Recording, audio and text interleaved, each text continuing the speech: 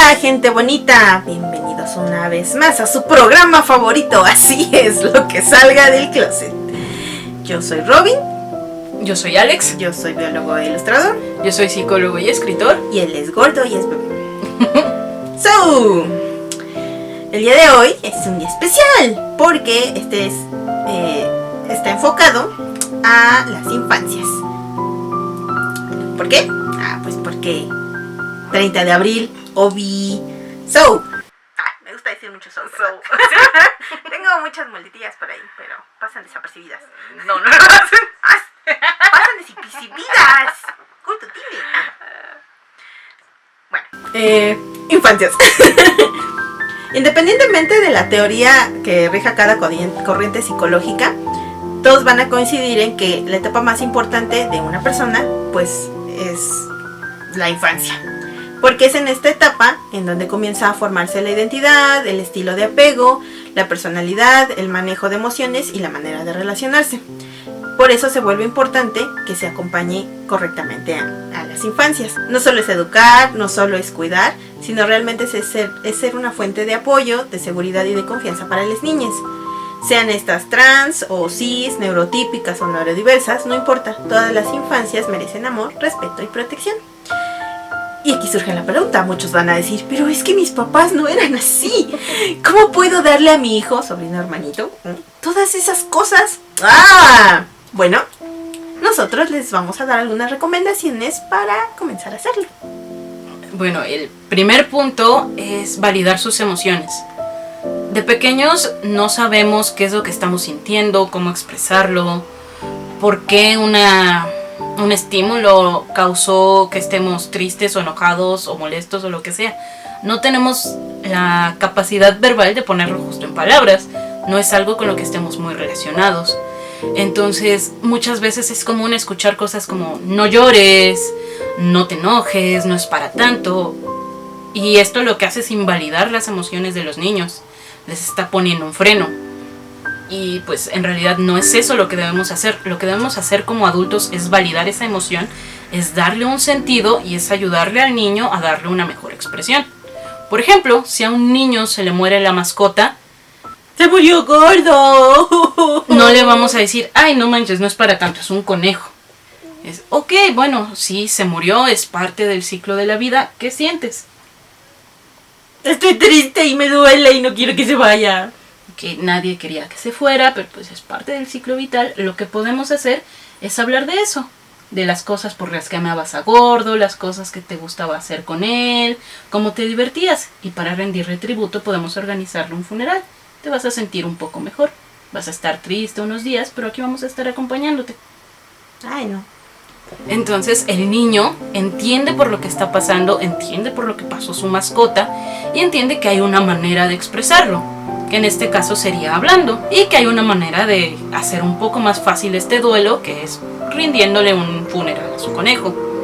Por ejemplo, si la emoción es estar molesto, ahí muchas veces nos cruzamos en un dilema, porque el niño puede reaccionar violentamente. No quiero nada. ¿Por qué no quieres nada? No. ¿Qué pasó? ¿Qué sientes? No. Déjame. Entonces aquí lo que podemos hacer es acercarnos al niño y escuchar lo que está sintiendo. ¿Por qué quieres que me aleje? No. Porque me vas a dar otro conejo y yo no quiero otro conejo. No te vamos a dar otro conejo, ¿qué es lo que quieres? Quiero a conejo, quiero a Gordo. No podemos tener a Gordo de vuelta. No quiero. Pero podemos encontrar algo que sí quieras y que te haga sentir mejor. Quiero helado. Ok, podemos ir por un poco de helado y podemos hablar de este enojo que sientes. ¿Está bien? Pero no quiero hablar. Ok, está bien, entonces podemos no hablar, simplemente comeremos helado y en el momento en el que tú te sientas listo podemos hablarlo. Ay, no. Entonces es esto, acercarnos al niño con la intención de escucharle, no de juzgar sus emociones, no de ponerles un freno para que ya no continúen, no de dirigir sus conductas, sino de realmente prestar esta escucha para que el niño se sienta validado, para que entienda que lo que está sintiendo es válido y está bien. Y si la conducta con la que lo está expresando puede ponerlo en peligro, sobre todo cuando son conductas violentas, entonces sí, ayudarle a una mejor manera de expresar esa molestia. Aunado a esto, pues también es un expresa tus emociones. Como adulto también debes dejarlas salir. No hay nada como el ejemplo. Muchos niños crecen sin saber cómo expresar sus emociones porque en la casa nunca vieron a alguien expresarlas. No se acostumbraba a dar abrazos o decir te quiero porque son cosas que no experimentaron en familia. Entonces van a responder de manera violenta al enojo o la frustración porque pues eso aprendieron. Entonces si quieres que un niño desarrolle inteligencia emocional, tienes que decirle que lo quieres, reconocer sus aprendizajes, celebrar sus logros, acompañarle en sus tristezas, permitir que te vea llorar, dile que es valiente, que es inteligente, que es importante, abrázalo, acepta sus muestras también de afecto. He visto muchas veces este asunto del... quizás si dejas que tu hijo se exprese, pero tú te restringes porque en teoría eres un adulto y no deberías llorar, y entonces lo único que va a aprender es que, mientras más crezco, pues entonces debo de dejar de sentir o debo de ser fuerte en este sentido de no llorar o no enojarme o cosas así. Entonces una buena forma es que uno como adulto aprenda a manejar esas emociones, ya la terapia y que por lo tanto se le enseña al niño el reflejo del cómo también él puede manejar estas emociones. Bueno, el siguiente consejo es respetar sus etapas de crecimiento. Los niños, dependiendo de su edad, están en diferentes etapas de crecimiento. Entonces, no a todas las edades están preparados para hacer el mismo tipo de cosas. Conforme van creciendo, van adquiriendo habilidades y también se van desarrollando cognitivamente, psicológicamente, motrizmente. Entonces, cuando a un niño lo obligamos a hacer algo para lo que no está preparado, o lo regañamos por hacer algo mal cuando todavía no está preparado, o lo exponemos a situaciones para las que no está preparado procesar, podemos causarle muchísimo daño y hay que poner muchísima atención con esto. Por ejemplo, un niño pequeño no está preparado para exponerse a violencia gráfica. Y aquí la mayoría dirán, pero es que yo no dejo que mi hijo vea cosas violentas. No, pero también hay violencias en el discurso que damos a los niños. Por ejemplo, si a un niño le decimos, no, es que si no te acabas la comida va a venir un señor y te va a meter en un costal y te va a llevar. La idea que ese niño se puede hacer y de cómo se lo va a imaginar, pues es realmente aterradora y realmente violenta, porque seguramente en su imaginación el señor no lo va a meter con delicadeza al costal. Entonces ya estamos aquí exponiendo al niño algo violento y algo que puede generarle un trauma. Lo mismo cuando le decimos que se lo va a comer el monstruo, que lo va a chupar la bruja. Son cosas que el niño no está preparado para procesar. No quiero que me chupe nadie.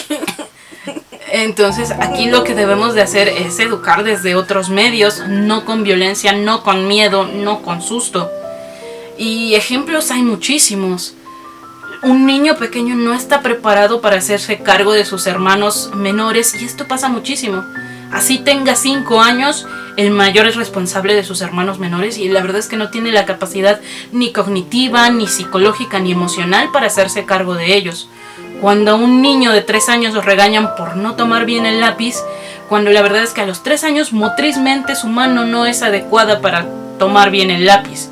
O cuando lo regañan porque, es que, ¿por qué me estuviste marcando todo el día si te dejé solo en la casa?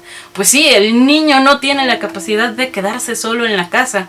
Entonces hay muchísimas cosas para los que los niños no están preparados y desafortunadamente se les está exponiendo a todo esto. Entonces lo ideal y lo correcto sería no exponer al niño a cosas para las que no está preparado. Dejar que pues lleve sus procesos, que lleve sus aprendizajes y nuestra responsabilidad como adultos y ya sobre todo en el caso de los padres es brindarles todas las herramientas para que pueda atravesar estos procesos satisfactoriamente sin intentar saltarlos. Muchas veces se piensa, bueno, es que si le enseño desde aquí ya va a desarrollarlo antes y va a ser más inteligente que el resto. Y no, por eso hay una etapa para aprender cada cosa, hay que respetar esas etapas. 3.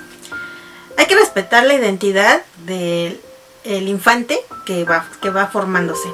Es, junto con el consejo anterior, pues en temas de identidad y expresión de género mucha gente suele pensar que el niño está muy pequeño para saber de esas cosas, que no sabe lo que quiere y que no puede tomar decisiones.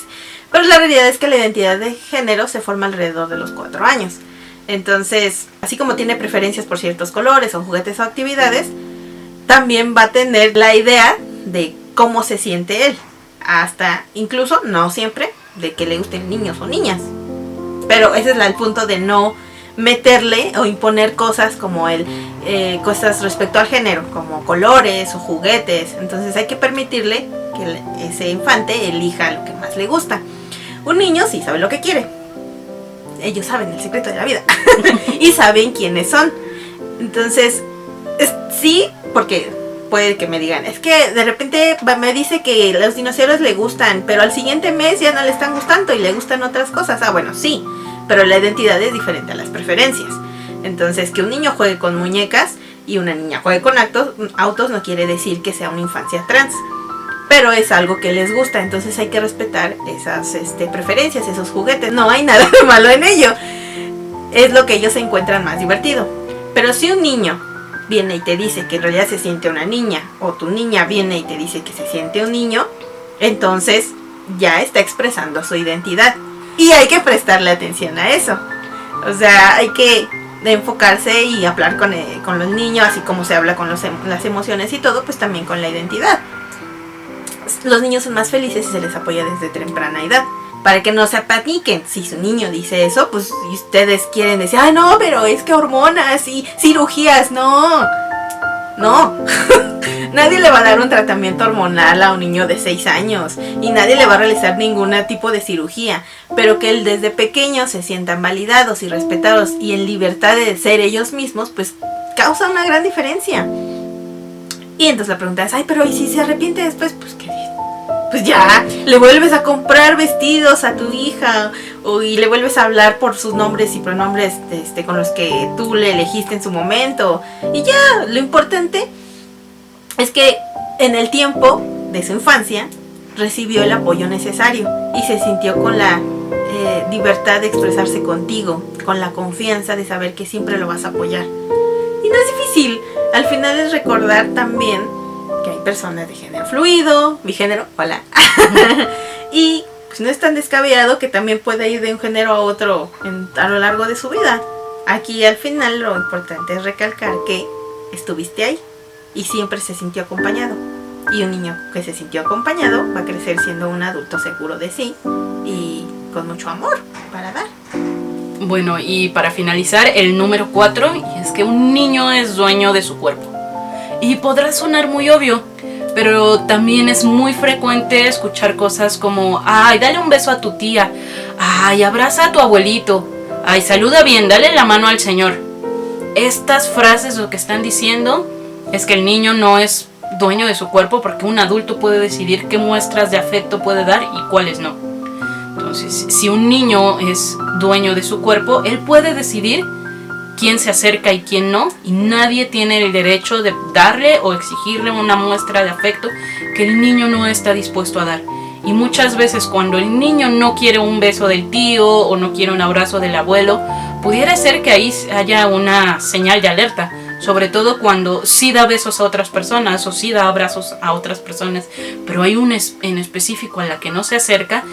Ahí es una señal de alerta que hay que explorar, porque los niños son conscientes de lo que su cuerpo siente cuando otro se acerca, cuando otro los toca, y cuando deciden cortar este contacto es importante revisar qué está pasando.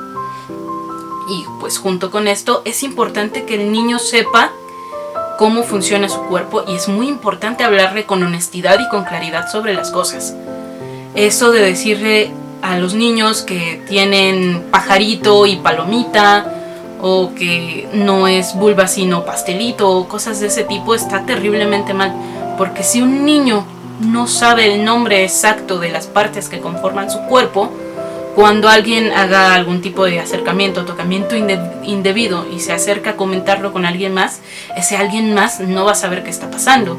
Por ejemplo, si la niña llega con alguien y dice, ay, es que mi maestro tocó mi pastelito, seguramente la persona que le escuche lo que va a pensar es en un pastel, en un cupcake, algo así, y no le va a dar mayor importancia. Pero a esa niña su mamá le dijo que su vulva se llama pastelito, entonces la niña es la única manera de comunicar que tiene, lo que le está pasando, y nadie va a entenderla. En cambio, si la niña sabe que se llama vulva y llega y dice, oigan, es que el maestro tocó mi vulva, todos vamos a saber qué está pasando y entonces sí podemos ayudarlo.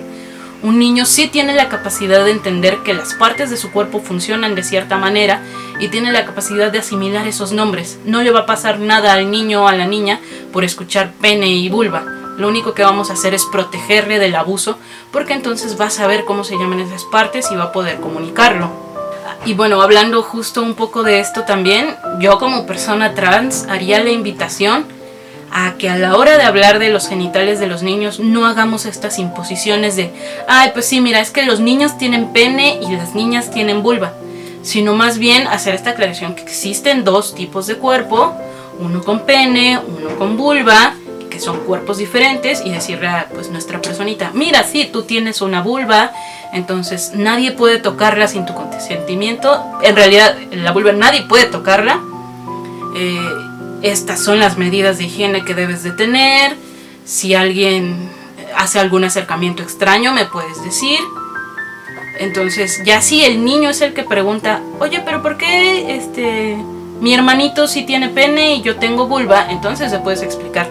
La mayoría de los niños tienen pene y la mayoría de las niñas tienen vulva, pero existen niños con vulva y existen niñas con pene, y esto es completamente normal, porque la identidad de los niños no está siempre ligada a las partes que lo conforman. Entonces el niño lo va a entender. Los niños no son tontos y son capaces de entender todo esto. Si tú le hablas al niño con honestidad y con claridad, va a entenderlo, y estás recordándole pues, la idea principal, que es dueño de su cuerpo, que puede decidir quién lo toca y quién no, y que está en todo su derecho de protegerse de quien sea. Y bueno, en realidad hay muchas cosas que podríamos agregar a este video, pero estas son como las más importantes cuando hablamos de brindar un espacio seguro y respetuoso a las infancias. Recapitulando, eso es lo importante, que el niño pueda sentirse, el niño, la niña, la niña, pueda sentirse validado, acompañado, respetado, seguro, protegido, amado. Un niño que puede confiar en los adultos que le cuidan va a crecer para convertirse en un adulto que puede confiar en sí mismo y que a su vez puede cuidar a otros. Es todo, gracias por estar aquí. Los queremos. Besitos. Bye. Bye.